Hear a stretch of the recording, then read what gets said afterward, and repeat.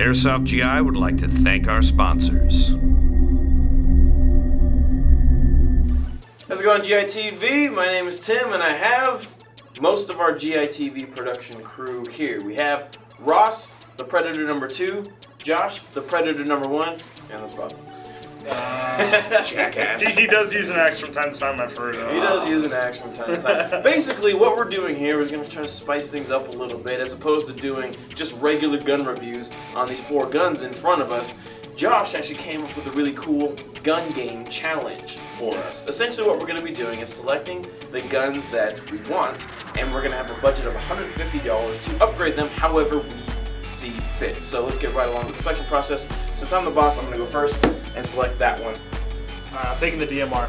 Josh is going. I know you're going with the DMR. He's compensated for something. Bob, go ahead. I'm gonna take the machine pistol just because I play a lot of CQB lately, and I think it'll do well. Okay, and Ross is kind of the FNG in the office, so he gets whatever's left over. Looks like Ross is stuck with the T3-RAS which is kind of like Bob's gun, with a stock on it, basically. So we have a budget of $150. We have the ability to use any active coupon code currently, and the winner is going to be decided by you, the viewers. So this is going to be a player's choice or a viewer's choice kind of competition. We're going to take some time now to deliberate amongst ourselves to find out what our strategies are for our upgrades. I'm actually excited. I actually kind of want to make it into a pretty legit DMR. I knew that was coming. Well, why are we filming this? Guys, why are we filming this part? We are filming. It's rolling. Oh, okay. It's trolling. You can't win if you can't get out of the box. I'm actually pretty excited. I got pretty much exactly what I wanted. Realistically, though, I can't lose this challenge because I have the most experience out of all the other contestants. Bob, yes, has been playing Airsoft longer than I have. I'm super serial. Super serial.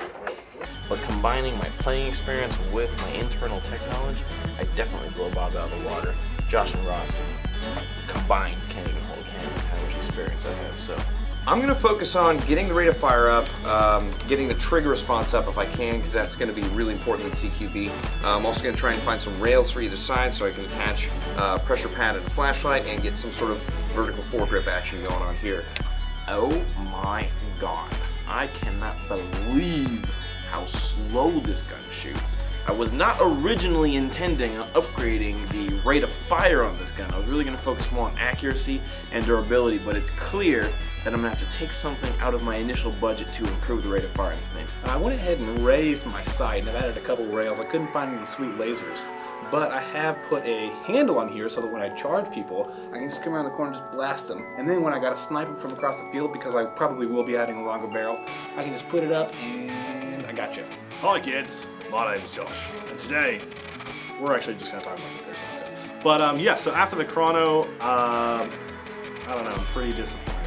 I was really hoping to get maybe 15 to 17 rounds a second on a leg holy, but I just didn't get it there. The good thing is it does shoot 400, which is exactly the FPS I wanted to go for. Unfortunately, I don't know if I'm going to say go higher on it for a DMR build, but I think most builds are pretty okay with 400. So I'll probably just keep it around that FPS. Now, in order to improve the accuracy, I decided to go with a Reaps Bucking and an Echo 1 H-shaped nub. I decided not to go with a Type 4 barrel because the gun already comes stock with a pretty solid brass barrel, so it's nice and heavy. It's not going to vibrate while the gun is in use. In order to improve the reliability of the gun, I'm taking out the stock piston and putting in an Action Army piston. I'm also putting in Magicbox 8mm ball bearing bushings to replace the nylon bushings that come with the gun, and I'm using a Scatterplot Sorbothane pad to correct the AOE on the piston. Now, in order to improve the performance of the gun, I decided to focus strictly on rate of fire. My gun already shoots 380 FPS, and I think that's going to suffice for most airsoft fields around the United States. So in order to improve the rate of fire, I've decided to add a Tenergy 11.1 volt 20C dump LiPo battery and charger. I'm changing out the Tamiya connectors for Dean's connectors for better connectivity. I'm going to delete the fuse completely, and I'm also going to install a Tienly GT 40,000 motor to drastically improve its rate of fire. My first addition was I got a MadBull Blackside barrel extension and a 6.03 Type 4 barrel for it. I also got a MadBull fishbone hop-up, which hopefully will increase the accuracy and the flight trajectory of the BB, and a G&G standard motor with a MadBull X-Factor piston. All of these I hope will increase my gun in terms of just the accuracy and in terms of the internals to make the gun a little bit more durable and hopefully last a little longer for the lifetime of your play. I also got a 9.6 Tenergy battery, which might increase my rate of fire a little bit, but I was more worried about just being able to have enough juice to go out there and play and also mesh well with what I put internally. And then lastly, I just got an NC Star red dot sight. I spent a lot of time combing over the list of parts that I really wanted to get. I made a list and some help with the Airsoft subreddit. Thanks a lot, guys. I appreciate all the helpful tips. So I've got a MadBull version 2 precision inner barrel, 509mm, stain length is already in the gun. I decided to match that up with a Hunterseeker IHAR Hop Z kit. I decided to then put in a JG Blue or a high torque motor. I decided to then run with a modified polycarb piston with full T. I then decided to go with the Leapers 4x32 SWAT Force mil dot scope with integral sunshade because it was relatively cost effective, and it also came with the mounting brackets, which, you know, obviously those are a couple extra dollars if you don't have those. I decided to run a Tenergy 7.4 1600 mAh LiPo battery because I think it'll help with the trigger response a little bit, as well as being a pretty decent battery that comes with a charger, so everything is ready to go out of the box. So first, what I try to focus on is upping the rate of fire and upping the rate of trigger response, while at the same time trying to make the gun a little bit more reliable for, well, at least increasing the longevity of. The first thing I did was I got a TM EG 1000 long type motor. I also got a Tenergy LiPo 7.4 volt 1000 milliamp 20C dump battery, again to help speed up the rate of fire. And with that, I also got an Echo 1 LiPo charger. Now, I also got Airsoft GI PE motor connectors because I'm going to need that when I replace the wiring. Now I'm replacing the wiring with Magicbox high conductivity wires, so all of that stuff is at least going to bring up the rate of fire and possibly the trigger response a little bit. Now, as far as the externals go, some of the things that I needed to have was I needed to have a vertical foregrip. I wanted to have a flashlight with a pressure switch, but looking at the amount of funds available left to me, I didn't really have enough to fit that build. So what I got was the UTG MK36 rails, the short version. That's meant for an MK36, but I believe it's going to fit on this T3. The rails are the same size. I'm hoping the tech department can pull something out of their butt and get it on the gun. That will allow me to at least have the NC Star tactical flashlight. I've actually used that thing before on my ATP, so I'm looking forward to having it on this gun. It'll definitely provide the illumination I need, and it'll be right over the top of the vertical foregrip, which I believe is an AIM Sports short vertical foregrip with battery compartment. So if I run out of batteries on the flashlight, I'll be able to quickly replace them in the field.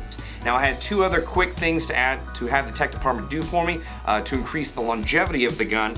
I asked them to remove the second to last tooth on the piston, and I also asked them to correct the angle of engagement. Hopefully that'll make the gun last longer, like I just mentioned, but I'm really excited because I think this gun is going to be just right for CQB. It's got everything I need on it, absolutely need, and nothing I really don't need. Alright, so I just got the gun back from the tech. We did a little test fire a little while ago, and I have to say that I am pleasantly surprised and impressed at how well this gun turned out. The internal build that our techs put together for us was fantastic. Obviously, they used the parts that we recommended. I was able to increase the rate of fire significantly. The X-Cortec Chrono was reading about 27, 28 BBs a second. It's a huge percentage of increase over 12 BBs a second that it came with. And also, the gun is just purring perfectly. The gearbox sounds fantastic, and I think that whoever gets this gun is going to be pleasantly surprised with how well it shoots, because it's all set up ready to go for kind of both indoor and outdoor play. It's shooting around 350 to 360 FPS, so that's great for both types of airsoft. Yeah, definitely. This gun is pretty sweet. We don't stress safety enough here in Airsoft GI, and after building this gun, I really kind of took a look at the safety situation and decided that probably would be best to be safer in the office. So with that being said, after I went over to the techs, I did film a little bit and got to see the guns being built. Happily, I got to see mine being built, which is pretty cool. The inner barrel definitely helped the accuracy. I did some accuracy tests a little bit off camera when all the other guys were out of the office, which happened to be really sweet. The accuracy is pretty great. I'm happy with R-Hop. The air insulation went perfectly, and the gun is just shooting very well. The rate of fire is going to be a little bit lower, but this is kind of a field gun. I do want to play a little more conservatively and definitely make sure I'm picking out my shot when I shoot people. So all in all, I'm really happy with it. I think it came out pretty well. So their FPS is right around 400, which is perfect. So you guys definitely should vote for me for my gun because it is going to be the ultimate field demolisher. All right, so I'm actually pretty happy with how my gun turned out. It probably doesn't have the rate of fire that some of you are more accustomed to, but at around 13, that's not bad. And aesthetically, I think my gun is probably the winner. I hope you think that as well, internet. But no, I'm really pleased with my gun. I think it's a really good package for anybody looking to get out there and play. And with the upgraded inner barrel and fishbone bucking, I think it's a pretty good gun. So please pick me. All right, well, I'm actually incredibly pleased with how my gun turned out. I actually switched the bottom rail that the vertical grip was going to go on and put it on the side, and then the flashlight fit perfectly on there. The gun fires just under 350 feet per second, making it perfect for all CQB fields. The rate of fire is at or just under 15 rounds a second, which is great for, again, CQB field. It actually functions incredibly well for CQB. If I hold the gun like this, just click it up, flashlight's on, click down, you're good to go. It has everything I need and nothing I don't. The only sad part is that somehow in the tech process, the top rail that everyone else has and looks pretty cool on mine got lost. On a side note, before we did the chrono, I may have stolen Bob's Umbrella units.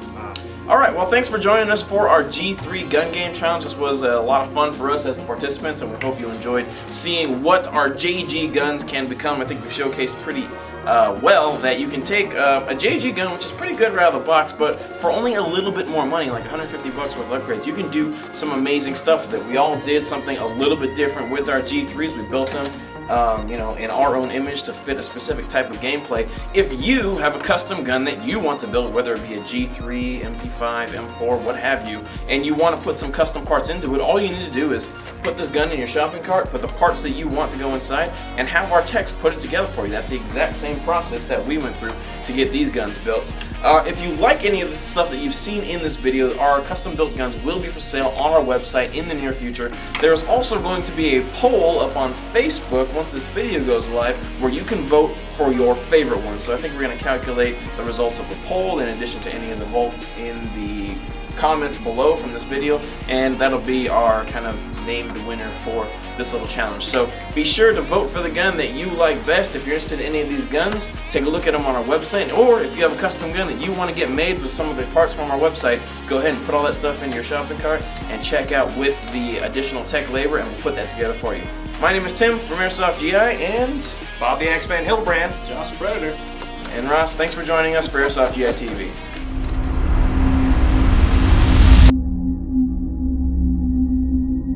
Airsoft GI would like to thank our sponsors.